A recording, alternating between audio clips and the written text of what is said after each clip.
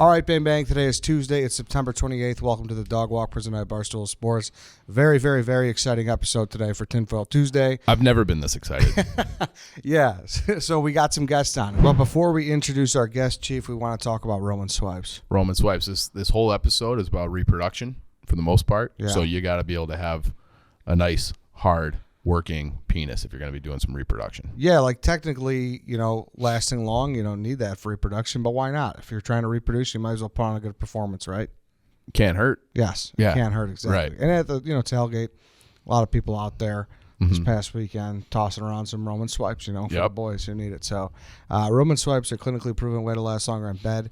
They're effective, easy to use, and they're fast acting, but they don't require a prescription. They can ship these swipes to you in discreet, unmarked packaging, and each swipe packet is small enough to hide in your wallet for whenever you need it. They're super easy to use. Just take the swipe out of the packet, swipe it on, let it dry, and you're good to go. That's it. To get your hands on them, all you got to do is go to GetRoman.com/walk. You can get your first month of swipes for just $5 when you choose a multi-plan. That's GetRoman.com/walk. Go get your swipes, everybody. You want to help enhance your sex game, so why not do it with Roman swipes? All right, it's Chief and I, and if you listen to this show, we've talked about woolly mammoths an extensive amount. We love the Pleistocene era. People don't give us enough credit for that. We're big Pleistocene era guys. Yeah, and we talked about what's going on, and it turns out we have the guys here. We got Dr. George and we got Ben here, and you guys are the guys who are going to bring the woolly mammoth back, right? Yeah, that's the plan. So, George. At least pieces of it. So it's Dr. George Church, and correct me if I'm wrong, but you're a geneticist from Harvard University, correct? That's okay. right. Yeah. And then how did you guys get linked up, and where did the interest in this project initially begin? Well, I don't know, George, what was it, 2.5 years ago, or with the COVID timeline, everything kind of gets skewed and weird. But I don't know, like 2.5 years ago, like probably a lot of people recently, I read an article that there was this incredible scientist that was pushing, all of genetics forward, doing all these incredible things. But then there was this side comment that said he wanted to bring back the woolly mammoth. And, you read that and you're like, oh my gosh, this is probably the coolest fucking headline I've ever read. And I just called him. I just said, I called him and I kind of felt him out for the first, 20 minutes and just asked him about genetics and where synthetic biology was going. And I was like, so about this mammoth. And then that led to, probably a 2-hour conversation. A week later, I was in the lab with him. And, I think we were pretty committed to, bringing back the mammoth and rewilding it in the Arctic. Now, Ben, you're a tech entrepreneur. You're roughly our age. How did you get involved with this? And I also just want to know, how many times did you watch Jurassic Park growing up? I've seen it, as a child of the 90s, but born in the 80s. I did see it in theater, so I've seen it quite a few times. And and ironically, Thomas Tull is our largest investor, which is pretty great. If you don't know Thomas is the founder of Legendary Entertainment and executive producer of some of the more recent movies in that category. But yeah, I've always been a tech entrepreneur that's been fortunate enough to partner with much smarter, crazier people than me, like George. So, I read the article, said, he said, look, we just need the focus and the funding and help on some of the hard engineering challenges. And I was like, well, that's my specialty, is working with much smarter people than me. And yeah, that's, 2 years ago, it's been kind of crazy because, working on this for 2+ years, and now we're finally getting to tell the world about it. And, George has been working on this for, over a decade. So I think he's probably pretty excited to start sharing more about it as well. Yeah. All right. So George, we'll start there then. What made you so interested in doing this? Why do we need the woolly mammoth back? Well, so we're neither limited to the mammoth, nor are we going to necessarily set as priority getting the whole mammoth, but we're getting pieces of the mammoth. And the reason, there are many, many reasons. One is rewilding is becoming more popular. There may be thousands of examples, or 1,000 of them already worldwide. None of them have been using quite as extreme molecular biology here. The other main motivation, I think, for Ben is technology, and Ben and his investors. And then there's carbon sequestration. There's a kind of a long and a short version of that, but basically we're working with a group in Siberia that's brought back a number of herbivores that have been made extinct by some combination of things, including our ancestors, and that results in a warming of the soil, and that soil has more carbon in it than almost any other soil. Well, all other soils in the world, and that's about 1,400 gigatons of carbon. So, anyways, the thing that they're missing is a species that will convert it back to grasslands, and that's something in the elephant species. And then the third and final reason is that we're interested in endangered species in general and the technology for that. And this is a particularly charismatic, loved endangered species, which is both the Asian and the African elephant are endangered. Mm-hmm. And we think we have ideas, in addition to giving them a whole new chunk of land that's far, far away from humans. We're also trying to reduce their exposure to herpes virus, or the consequences of that. I didn't know elephants had a herpes problem. No. They have a very severe one. It kills about 25% of the babies at the time of weaning, where they lose their mother's maternal antibodies. Wow. It's contributing to the extinction of these beautiful animals. See, that's something that I don't think the public really knows about. Probably not. African elephants don't have the same problem. They're endangered for other reasons, but they're both endangered because of negative interactions with human beings. But there are two things you can do about that. One is reduce their tusk size, and there are actually natural examples of elephants that are doing fine without tusks. And the other thing is to take them to a region where they're not in conflict with humans. Now, going back to the carbon sequestration element of this, what makes the woolly mammoth more attractive to solve that problem than, say, just taking a bunch of bison or caribou or something like that and putting that up in that climate, up in that land where you're targeting for the woolly mammoth? So our collaborators are working on some of those other species are quite attractive because they breed quickly. They get to reproductive age at a very much younger. But they will keep the trees down. They'll keep it. If you have grass with a few baby trees, they'll eat the baby trees and it'll stay grasslands, which is great because each year you get another layer of grass and roots, and it builds up, and that's why it has so much carbon there, and it's also why so much carbon is at risk. But anyway, elephants will knock down trees routinely. If you do a Google search on it, you'll find lots of cool videos about them knocking down much bigger trees than we need them to knock down. Most of the trees in the Arctic are really, really thin. Even after 50 years of growth, they're quite small.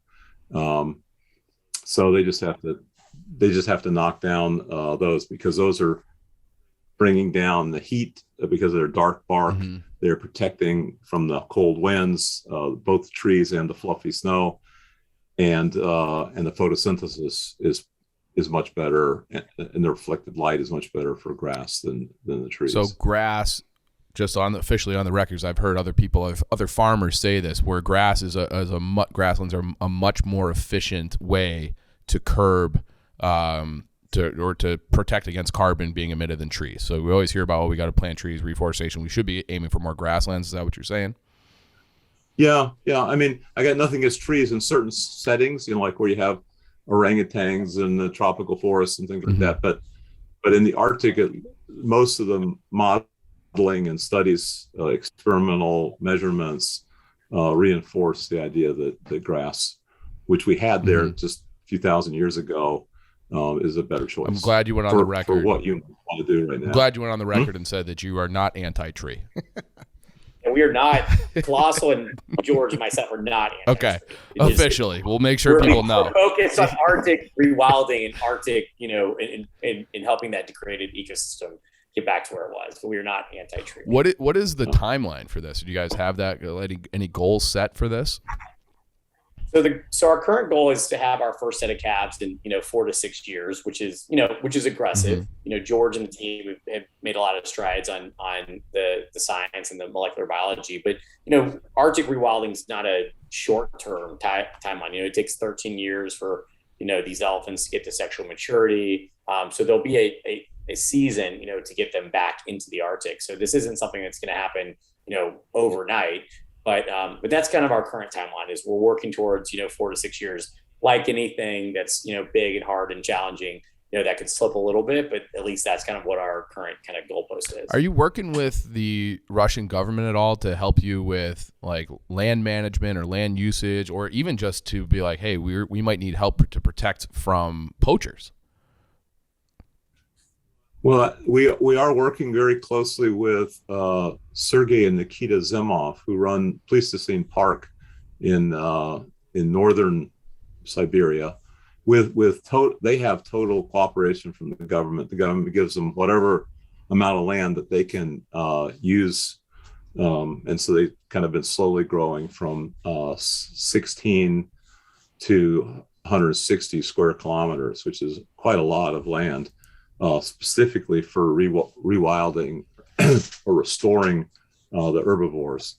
I think Russia's very excited in general about it. It has probably the world's best mammoth resources from the mammoths because of so much of Siberia is thawing right now. And so there's a big industry of harvesting legitimate ivory, ancient ivory. I think Canada and Alaska might be interesting as well. We haven't really started those conversations because the conversations in Siberia were so much easier, or just easy. Mm-hmm. So, we hope there'll be a lot of support. But the point is to provide the reality check. If we have mammoth herds in hand, or mammoth-like elephant, cold-resistant Arctic elephants, then the governments and the people in general can make up their mind as to whether they want them or not. Hey, let's take another quick break here and let's talk about Upstart, because I know there are a lot of people out there, and you're thinking about what would you do if you didn't have high interest loans or credit card debt, and with Upstart they can help you, get you on a path to achieving that, right? Yeah, that's the best way to do it. And it's hard, it's confusing. These guys kind of take the guesswork out of it and hold your hand through it. And everybody in their 20s, that you want to have your credit score going in the right direction. You want to have things manageable so you can save up and get that house, get whatever you need. Upstart is the first step towards having that kind of financial responsibility and having that make sense for you. Yep, it's a fast and easy way to pay off your debt with a personal loan. That's all done online. So whether it's paying off credit cards, consolidating high interest debt, or funding personal expenses, over 500,000 people have used Upstart to get one fixed monthly payment with a clear payoff date. Rather than looking at the credit score alone, Upstart, they take a lot of things in consideration, which is great. Mm-hmm. It's not just a thumbs up, thumbs down system. Right. So you can check your rate without impacting your credit score in minutes for loans between $1,000 and $50,000. And you can even receive the funds as fast as one business day after accepting your loan. So find out how Upstart can lower your monthly payments today when you go to upstart.com/Eddie. That's upstart.com/Eddie, EDDIE. Don't forget to use our URL to let them know we sent you. And once again, loan amounts will be determined based on your credit, income, and certain other information provided in your loan application. Once again, upstart.com/Eddie. All right, let's hop back into the show. Okay. And I feel like when people think of the woolly mammoth, like we have this almost like Snuffleupagus cartoon image stuck in our head from Sesame Street. When you said you're selecting different things, like what goes into that? Like how do you, like you said, the short tusk and obviously the hair, is there anything else you're selecting, like ear size or something like that make them? And then how do you go about doing that in this process? Like how do you identify a short ear or small ear gene in an ancient woolly mammoth DNA? Yeah. Well, I don't want to make it sound too easy. Some of the things were quite easy and have already been proven. So that there's been de-extinction that's already occurred at the gene level for hemoglobin, which is the blood protein that in this case has been mutated to work better at low temperature. So it's been mutated back to the mammoth version, and by a number of groups like the Campbell group, and shown that it is far better at oxygen exchange at the low temperatures that occur in the periphery. I mean, obviously core temperature is close to our core temperature, but the periphery is cold. And then the other thing that's been brought back is a cold sensory protein. It's involved in sensing the cold. So those two are shown to be cold adapted. So it's kind of 2 out of 2 that I know of. Then we also have an abundance of data from multiple species of elephant, both extinct and current elephants. And we're looking through, and that data just gets better and more numerous every year. And so we're looking for all the things that were present in the mammoth lineage of the family tree and not in any of the modern lineages. So those are likely to be enriched for things that were valuable in one way or another in the cold. They don't necessarily all have to be cold resistance, since we can edit a few in the direction of mammoth that are not. So those are the and in many cases we can look at other animals to see what they did that makes them woollier or affects the size of a particular, the ear or the fat, or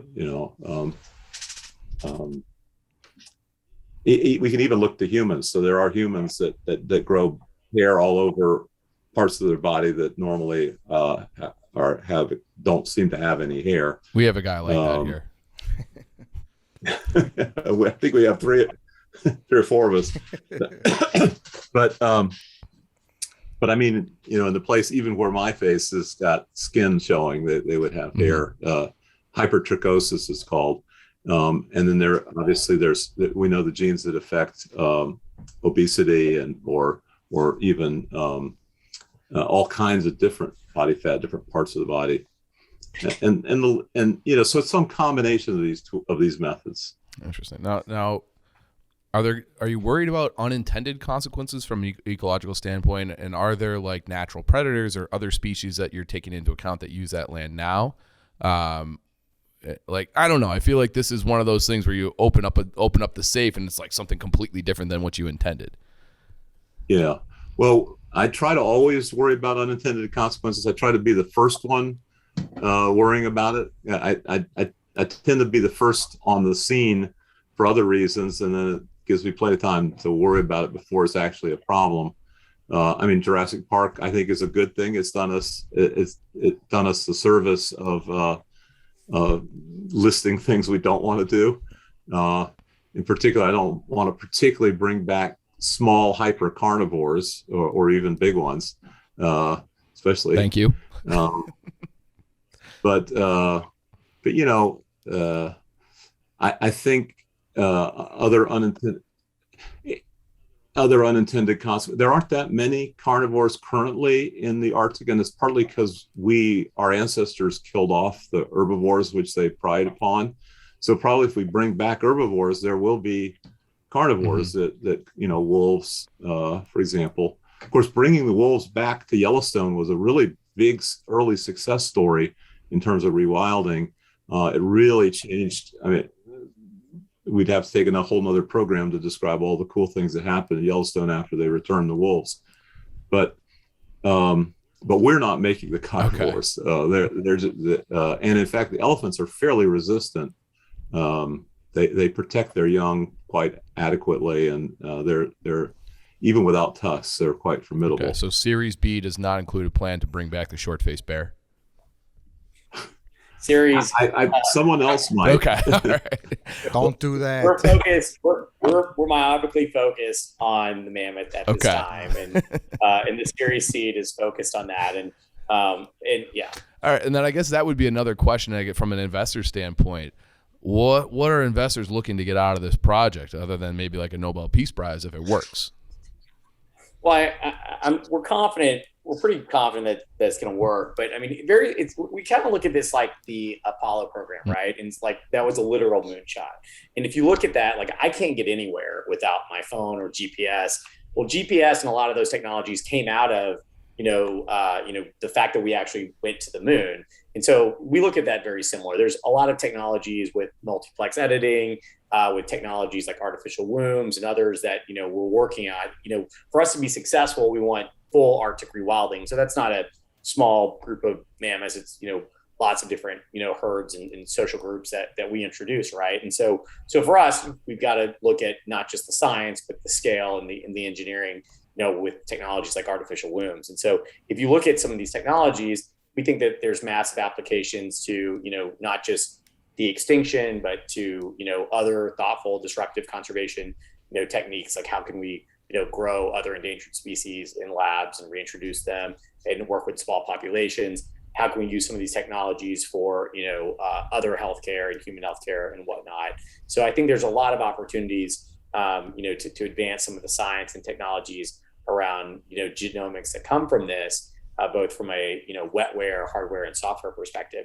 And so I think we've done a really good job of curating, investors like Thomas Tull and Jim Breyer and others and Tim Draper and, the folks that are very long-term focused, right? And that, really care about the moonshot, and really they're excited about the science. They're excited about, changing the world. They're excited about Arctic rewilding and preserving, the permafrost, but they're also excited about, what are the technologies that come from that, right? And, I think this is a moment. We've all been stuck in our houses and whatnot with COVID. And so this is kind of an opportunity to do something really big and advanced for society. That's also pretty cool. But also has, benefits both from a climate perspective, a conservation perspective, but then also from a engineering and science perspective.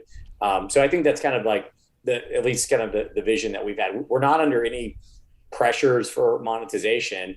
All of our investors are really focused, on that long term. And then, I think you even had like Josh Richards and some of the animal capital guys on the show like a week or two ago. And they're excited about it because, this to them could be their Apollo program. And, I think having an opportunity to get involved in that and make a difference and do something big for humanity is just, it's exciting. Yeah, that was the group of investors is wildly intriguing because there's Josh Richards and all these. I mean, like a TikTok Josh Richards, he's bringing the woolly mammoth back. It's pretty cool. Crazy. I can't wait to see Dr. George there in his next video doing a dance.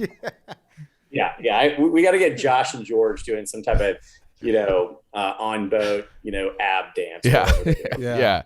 It is wild. I would love to be involved. I don't have any money to donate, but you guys let me know if I can have sweat equity in the woolly mammoth project. I'm very, very interested. Like it takes a village, right? Like we can't do this, to George's point, we're working with the great folks over at with Nikita and Zimoff and with the folks over at Pleistocene Park. But, we've got to work with governments. We've got to work with, everyone that, wants to help and be supportive. We'll take them all because we're working on, this is a big, hard, hairy challenge. Yeah. Yeah. And you're putting in your sweat equity right this minute, actually. Yeah. Thank you. All right, great. Glad I've already been introduced as a partner on this program. It's awesome. Yeah. And I guess my final question would be, how would you guys gauge success other than seeing a herd out there? Like, is there other metrics that you're looking to hit to be like, this was worth it, this was a successful project? I think before we see that herd, which hopefully won't be a long time, we will see some technologies. Our lab's got a pretty good track record on producing technologies while we're doing something else. We DNA sequencing, you've probably heard of that. We played a small role, and editing, CRISPR, microscopy, next generation. So I think it's likely we'll produce things of veterinary value, things that will also be applicable to humans, having to do with oocytes and reproductive medicine and rewilding. Hopefully, all of those will be fairly short-term payoffs. So those, we're not promising it, but it's just from our track record is likely. And then we got to bring it up too. I saw Mike talk about it on the other podcast too. What about the farting, Doc? Is this like, people say that's, I don't know if that's a cowspiracy thing. It's not real. Is that something that will like negatively impact, or is that, where do you see that falling into play here? Well, so there are some synthetic biology efforts on changing the microbiome of cattle, but even if that doesn't work out, if you do the calculations, the amount of methane that they save, it just is enormous compared to the amount of methane that they produce. And it's just, I mean, it's interesting to think about ways to reduce that even smaller, but that's kind of, it's not really putting things in proper perspective. The amount of methane that is released each year that they could impact is quite a bit more than they would consume. All right, that's good to know. Maybe a factor of 100. Oh, geez. Wow. Okay. You know, And then it's not even close. Did you have something else in mind that you said? If you could go, I've been to Siberia and watched as Nikita lit the lake on fire. I mean, these lakes are producing methane. Which is 30 times worse than carbon dioxide, by the way. So, and this is because they've trapped millennia of carbon because this mechanism of growing grass and then layering it with another layer of herbivore excrement, and it just keeps building up until there's 500 meters of carbon. In contrast, there's about 1 meter of carbon in a typical rainforest. Oh, wow. So because the rainforest keeps turning it over because right. It's so hot, but in the Arctic it keeps building up because it's like a freezer. Huh? That's really interesting then too. Fair. That's crazy that they can just light lakes on fire because of the methane coming out. Yeah. Wow. All right. Well, all right. Yeah. Well, Doc, Ben, thanks a lot for joining us. This was super interesting, and we're excited to see when this bully mammoth comes back, we'll be there rooting it on. I can't wait. Can't wait for the next board meeting. Well, we're excited to have you guys involved. yeah. Thank you for helping spread the word. Awesome. Thanks again, guys. All right, everybody. That's it for today. We'll see you tomorrow.